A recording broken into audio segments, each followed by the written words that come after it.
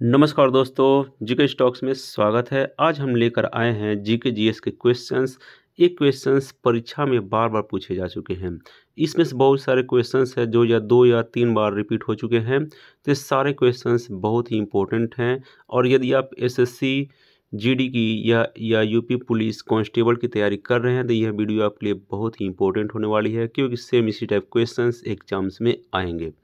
तो स्टार्ट करते हैं दोस्तों। इसके पहले रिक्वेस्ट है, यदि आप इस चैनल पर नए हैं या पहली बार आए हैं तो कृपया करके इस चैनल को सब्सक्राइब कर लीजिएगा तथा बेल आइकन को दबा दीजिएगा, ताकि जो भी इस टाइप वीडियो अपलोड होंगे उस सबसे पहले आपको मिलेंगे। तो स्टार्ट करते हैं दोस्तों आज का अपना पहला प्रश्न। आज का अपना पहला प्रश्न है, निम्नलिखित में से कौन सा अम्ल सिरके के पीएच को अम्लीय बनाता है?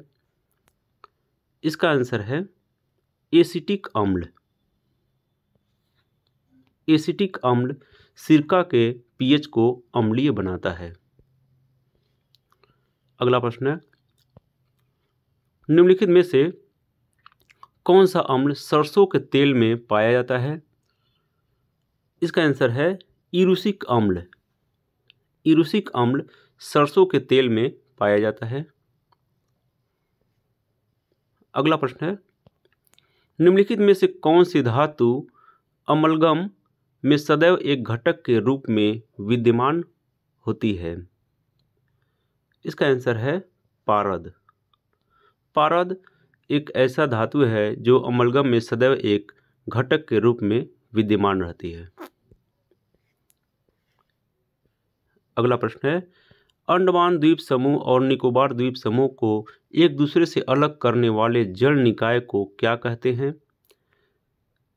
इसका आंसर है 10 डिग्री जल संधि कहते हैं अंडमान द्वीप समूह और निकोबार द्वीप समूह को अलग करने वाले जल निकाय को।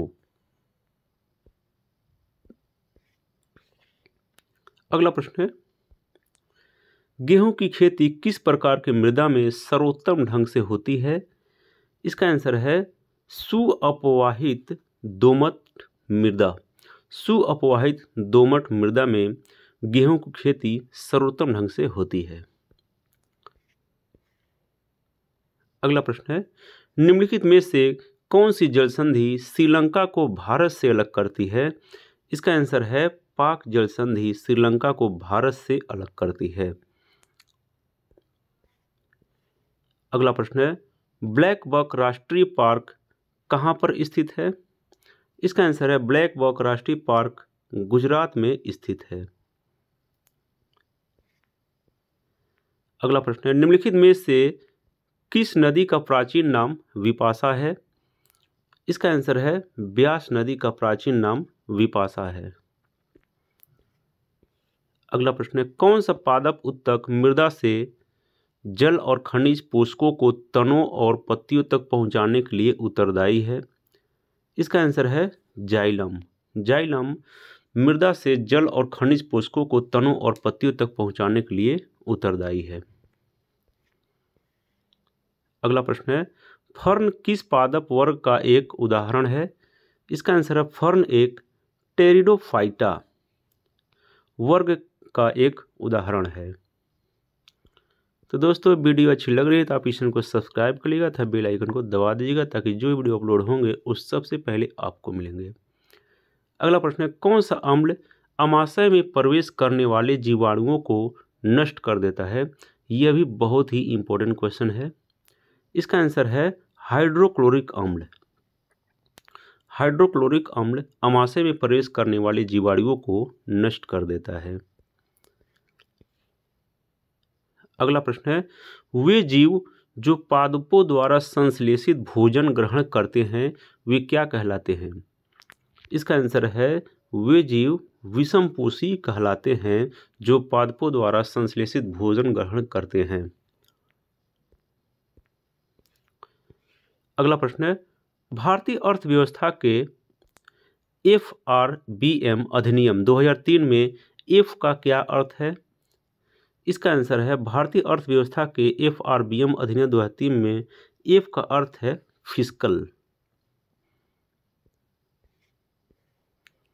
अगला प्रश्न है, 2008 से लेकर 2010 की मंदी के कारण हुई बेरोजगारी निम्न में से किस प्रकार की बेरोजगारी का उदाहरण है?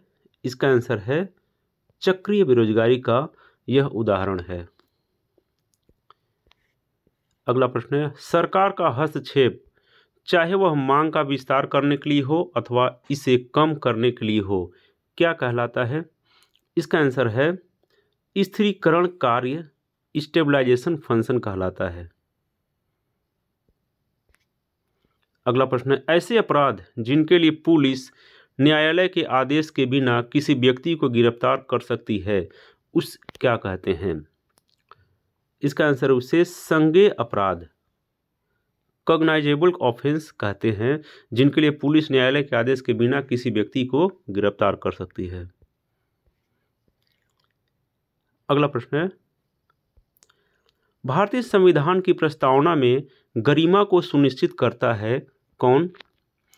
इसका आंसर भारतीय संविधान प्रस्तावना में गरिमा को बंधुता सुनिश्चित करता है। अगला प्रश्न है, भारतीय संविधान का अनुच्छेद 17 किससे संबंधित है? इसका आंसर भारतीय संविधान का अनुच्छेद 17 अस्पृश्यता के उन्मूलन से संबंधित है।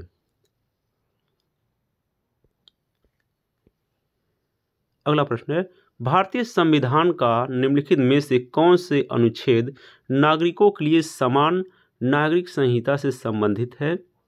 इसका आंसर है अनुच्छेद 44। अनुच्छेद 44 नागरिकों के लिए समान नागरिक संहिता से संबंधित है। अगला प्रश्न है, किस केंद्र शासित प्रदेश का अपना एक उच्च न्यायालय है? इसका आंसर है दिल्ली। दिल्ली केंद्र शासित प्रदेश का अपना एक उच्च न्यायालय है। तो दोस्तों, वीडियो अच्छी लग रही है तो आप इस चैनल को सब्सक्राइब कर लें तथा बेल आइकन को दबा दें और अपने मित्रों के पास शेयर जरूर करें।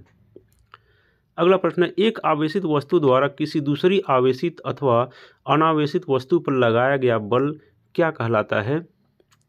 इसका आंसर है स्थिर विद्युत बल कहलाता है, जब एक आवेशित वस्तु द्वारा किसी दूसरी आवेशित या अनावेशित वस्तु पर बल लगाया जाए। अगला प्रश्न है, ऐसे पदार्थ जिनसे होकर वस्तुओं को देखा नहीं जा सकता वे क्या कहलाते हैं? इसका आंसर है वे अपारदर्शी पदार्थ कहलाते हैं। अगला प्रश्न है, जब प्रकाश के पथ में कोई अपारदर्शी वस्तु आ जाती है तो निम्न में से क्या बनता है? इसका आंसर है जब प्रकाश के पथ में कोई अपारदर्शी वस्तु आ जाती है तो छाया बनता है। अगला प्रश्न है, वे वस्तुएं जो एक निश्चित समय अंतराल पश्चात अपनी गति को दोहराती हैं वे क्या कहलाती हैं? इसका आंसर है वे आवर्त गति कहलाती हैं। अगला प्रश्न है,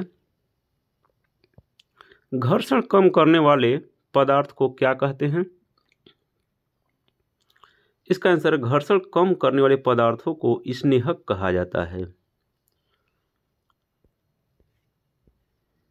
अगला प्रश्न है, श्वेत प्रकाश कितने रंगों का मिश्रण है? इसका आंसर श्वेत प्रकाश 6 रंगों का मिश्रण होता है। अगला प्रश्न है, वे सामग्रियां जो विद्युत धारा को अपने अंदर प्रवाहित होने देती हैं क्या कहलाती हैं? इसका आंसर है कि वे सामग्रियां जो विद्युत धारा को अपने अंदर प्रवाहित करती हैं वे कहलाती हैं कंडक्टर।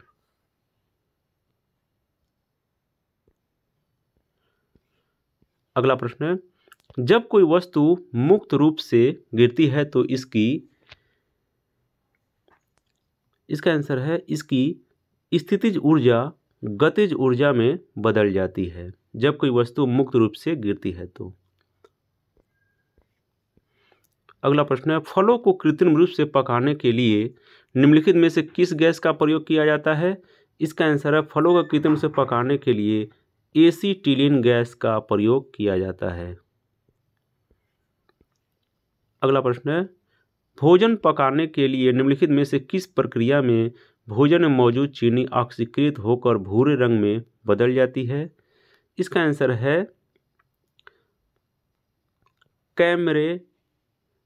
कैरामेलीकरण के द्वारा भोजन पकाने की निम्नलिखित में से प्रक्रिया में से भोजन मौजूद चीनी ऑक्सीकृत होकर भूरे रंग में बदल जाती है। अगला प्रश्न है, निम्नलिखित में से कौन सा विज्ञान आवर्त सारणी का एक उत्कृष्ट नोबल रासायनिक तत्व है? इसका आंसर है हीलियम। हीलियम एक उत्कृष्ट नोबल रासायनिक तत्व है। अगला प्रश्न है, चीनी को अल्कोहल में बदलने की प्रक्रिया को किस रूप में जाना जाता है? इसका आंसर चीनी को अल्कोहल में बदलने की क्रिया को किण्वन कहते हैं। किण्वन के रूप में जाना जाता है, फर्मेंटेशन के रूप में। तो ये था दोस्तों आज का अपना मोस्ट इम्पॉर्टेंट जीएस के क्वेश्चन जो बहुत बार एग्जाम्स में आ चुके हैं।